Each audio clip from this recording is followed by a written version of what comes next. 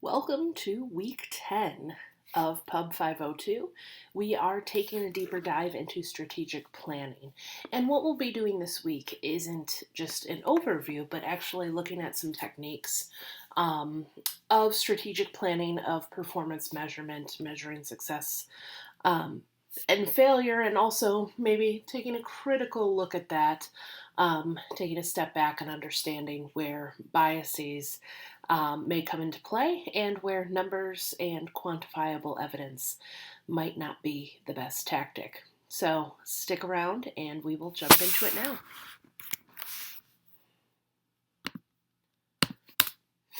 So I think the first thing to note here is that I am not going to go in depth into the different techniques that are in our reading this week. I know I did that quite a bit last week, and that's because I think what we dealt with last week was a little more intense. I think what is laid out here for things like surveys, focus groups, performance measurements, by and large, is pretty self-explanatory within the reading. And so I'm going to let the reading stand for itself. What I want to do is add some context and flavor to it with respect to kind of the overall picture of strategic planning and performance measurement in general. So the first element of this is gathering community sentiment. And this is where we get into things like focus groups and surveys. But I want to take a step back for a minute and think about why we gather community sentiment. And really, the idea is that we are looking to determine unmet needs. This is the type of thing that publicly available data is just really not good for. We can look and determine maybe what graduation rates are, or what the poverty rate is, or that type of thing. But that doesn't really give us any clues as to what might be potential solutions, or what might be the actual roadblocks that are getting in the way of achieving maybe a higher graduation rate, or of having more families lifted out of poverty. So community sentiment gathering is a way in which to see how it is that government and public organizations can work within the community. And one of the ways to do that really is just gathering the sentiment itself. To determine unmet needs is a really important tool, not just for one organization, but for many. So that in and of itself is a public service. A couple of key things when you are gathering sentiment from the public. Two things that social scientists look to when they are conducting more scientific studies are reliability and validity. And these things are very important when you are gathering community sentiment. Reliability means an instrument, a survey, a focus group, whatever the case might be, measures the same thing each time it is used. In other words, think of this as the ruler being the same length each and every time. That it's measuring an inch or a foot the same way every single time it measures it. That it isn't changing over time, that it is a reliable measure. Validity is a little bit different. Validity is that an instrument actually measures what it purports to measure. So I can have a ruler that is what I think is a foot long, and I use it for everything. And therefore it's reliable because it's the same thing being used over and over again. But it turns out, maybe after I've done all these measurements, that what I'm measuring isn't a foot, it's a yard. Okay, that means that the instrument was not valid. It was not valid in terms of what I thought it was measuring, which was a foot. So validity means that you're actually getting at the type of thing that you think you're getting at. And this is in some ways a harder thing to do, especially when we're talking about interviewing or surveying people. How is it that you get at a true measurement of what is standing in the way of families sending their children to better schools, or what is getting in the way of people finding higher levels of education? That's going to be a harder haul for you. And that leads us into some ethical considerations in gathering information from the public. One of the things that researchers have to consider, just the same as those practitioners that gather information, is how will the information be used and by whom? It's a nice idea to just think we're going to gather all kinds of information and store it until we need it, but that's really not that ethical because people have concerns about their information being out there, and their concerns might lead them to answer questions differently. So, how is it that information is going to be used and by whom? You may recall that recently there was a question being proposed for the census that happens every 10 years that was with respect to citizenship. Well, the idea of citizenship data in and of itself isn't something that government doesn't have a handle on from its own information. In fact, when the court case came up about census data, that was one of the points in favor of those challenging it is why can't they just get this from somewhere else? The question was, how was this information going to be used? Was it going to be used to target people who had family members that were potentially um, undocumented migrants? Was this going to be used against them or to find others in some sort of attempt to link people together? So people have concerns about their information and who has it and why it's being used. And then you can only reassure them to a certain extent because you have to think about, is this information truly anonymous or can it be traced back to whoever fills out the survey? Is it confidential, meaning maybe you can trace it back to a source, but that information is held in confidence by a small number of people? Or is it linked to identifiable attributes? And you have to inform people of these things. It is your ethical obligation to inform them of how the information is going to be used, will it be used, and exactly what level of protection or anonymity is given to them. And then an even broader question here is whether public sentiment actually does anything to enhance our understanding of the relevant issues. It is usually helpful to gather public sentiment to figure out what people's roadblocks might be in any given negative situation, and maybe even in positive situations, what their paths forward were or are. Two things. One is whether people understand it or not, they may be misinterpreting what happens around them. This is often true in your daily life. You can think about driving in traffic and you see someone cut you off and you get mad. Well, you might interpret that differently, first of all, than the person in the other car, but then a neutral bystander saying, ooh, actually, that person, I maybe did something wrong, and maybe the other person did something wrong as well. So there's kind of a famous analogy here. Is this more signal than noise? Because if all you're doing is providing noise and not really providing signal, if all you're doing is providing a lot of static and not a lot of information, is it really worth surveying the public? And does it actually help or hinder the project that you have at hand? Those are some considerations that you might want to think about before, during, and after gathering community sentiment.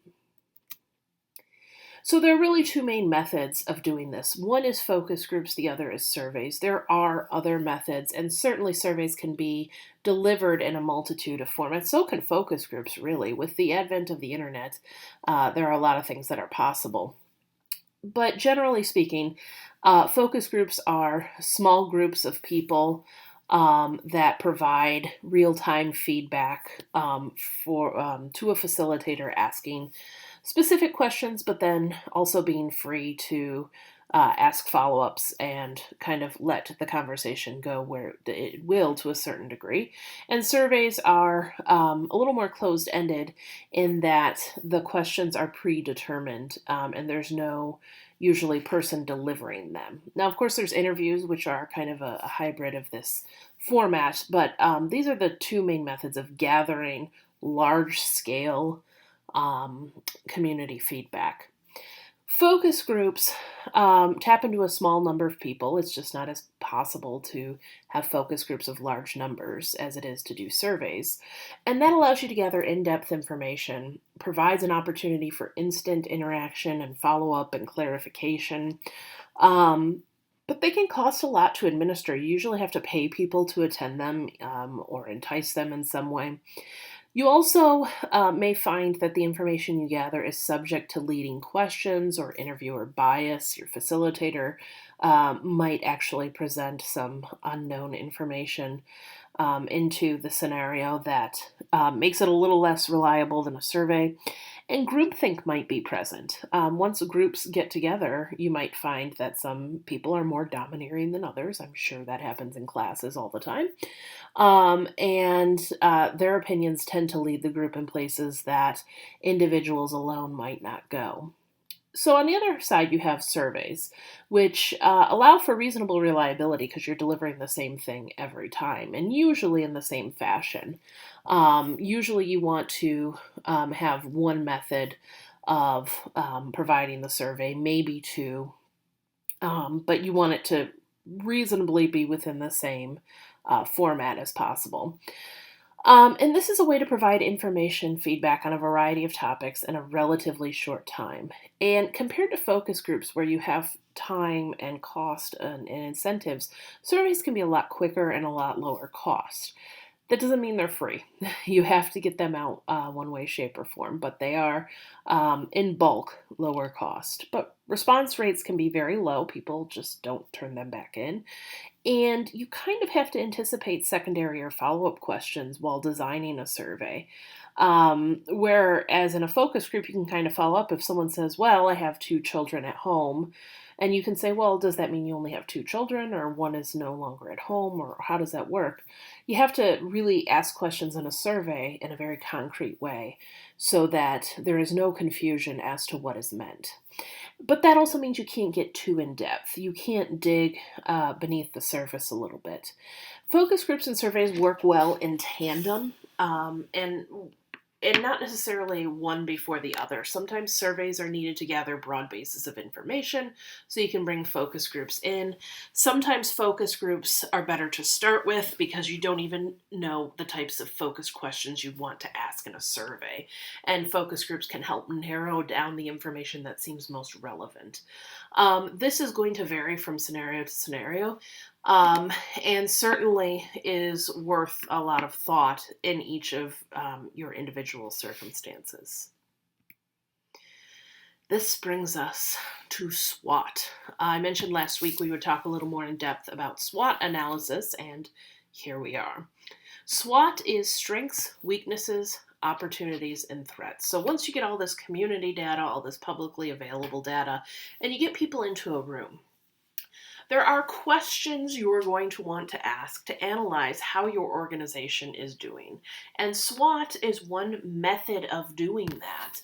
That is a strategic planning method to assess how your organization is doing, but really what your organization either has as strengths or weaknesses and how they can either leverage strengths into opportunities or prevent threats from somehow overturning the good work of the organization. So here's what you do with this chart. Strengths, generally speaking, are what does the org have as leverage? What does it have going for it? What's going well? What are the existing resources? What do others see as the strengths of the organization? Weaknesses are the opposite. Weaknesses are things that you want to minimize or eliminate. Areas of improvement, lack of resources. Opportunities are how the organization can capitalize on strengths. What opportunities are open on the basis of strengths? What trends can you take advantage of? And threats are things you need to think ahead. How are your weaknesses opening you up to potential negative consequences? So here we see, and if you took 525 with me, you may see a familiar chart here. You see a SWOT analysis of some people's favorite morning or afternoon or evening treat, Starbucks. This is a SWOT analysis of Starbucks, and you can see a couple of things here. One is um, they have labeled the axes here. So strengths and weaknesses are internal. Opportunities and threats are external events that kind of capitalize on strengths and weaknesses. Strengths and opportunities are positive, weaknesses and threats are negative. So you see those kind of two dimensions dealt with here. So if we're doing a SWOT analysis of Starbucks and you want to start with its strengths, you can go into all of the strengths that Starbucks has going for it as an organization. And then you can list all of its weaknesses that, Starbucks maybe has a reputation for creativity, but they may not always be creative. They are heavy in the United States, but they aren't heavy maybe internationally. They aren't kind of the juggernaut they are here in the US, et cetera, et cetera. Then you see in the opportunities and threats ways in which the strengths are capitalized on to create ideas of opportunities, and the ways in which weaknesses are considered in light of the way that external forces can create threats. This is the type of analysis that can be done during a strategic planning process, as long as it makes sense, to analyze what is going on as the status quo of the organization. What you're looking here is a slice of what is happening now. And the idea is to give you a more thematic approach to how you review information. Now, what is not in here but is in PAC that I think is very helpful is what you can include as strengths, weaknesses, opportunities, and threats in terms of different metrics, different measurements, change over time, trends, etc.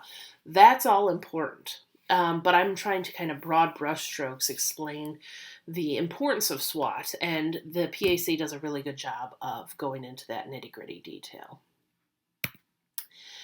So that leads us to performance measures and the balanced scorecard. Performance measures are a way of quantitatively measuring how individuals, organizations, governments, etc., are doing at meeting certain performance-related goals.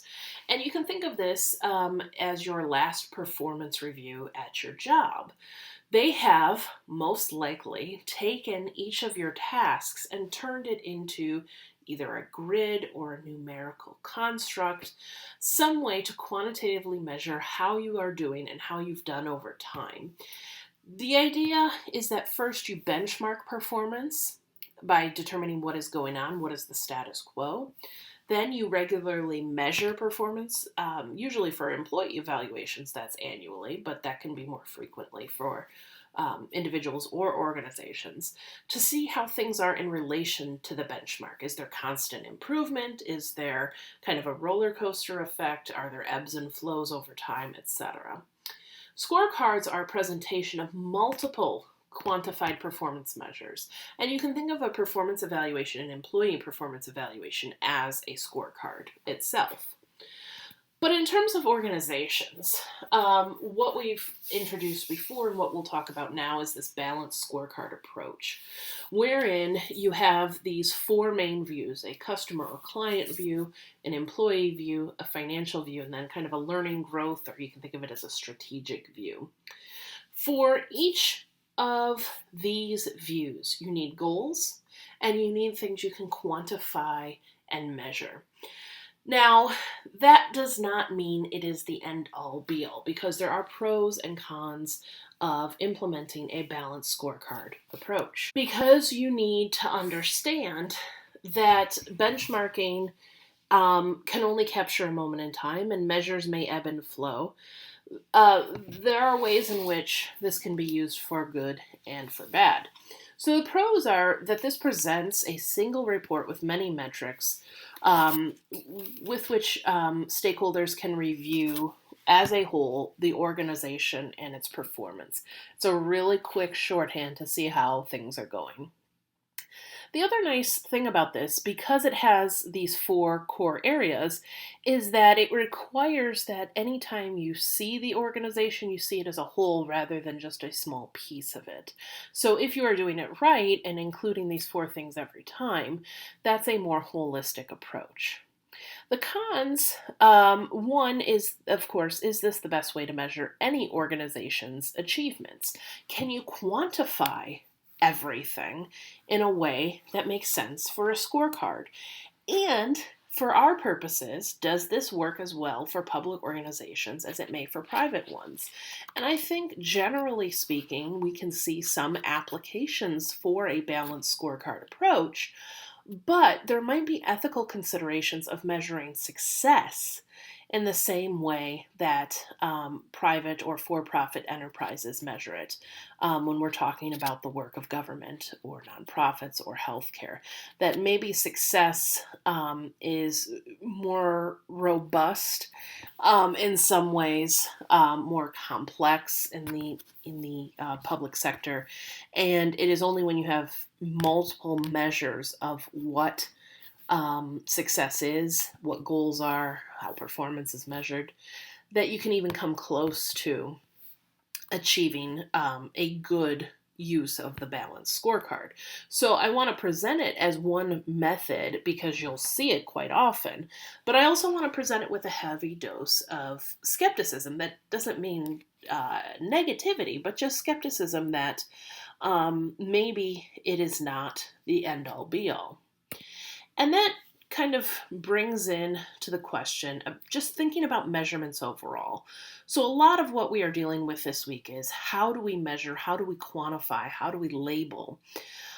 I want you to think about how we consider measurements at all, because certain things can just not be quantified. Staying, a little bit late to help a client who really needs it, or going above and beyond, those are the kinds of things that are not going to show up in the same way you think about it internally in numbers. So think about what can be quantified and what cannot be quantified, and how when organizations, when government is pushing for a balanced scorecard approach, you can capture some of those non-quantifiable things for presentation. I also want you to think about, is it appropriate to quantify? If it is something that is distorting the views of the work you do or how it's done or the employees or the clients, is it appropriate to quantify at all? Or is it something where you need to provide context each and every time you quantify?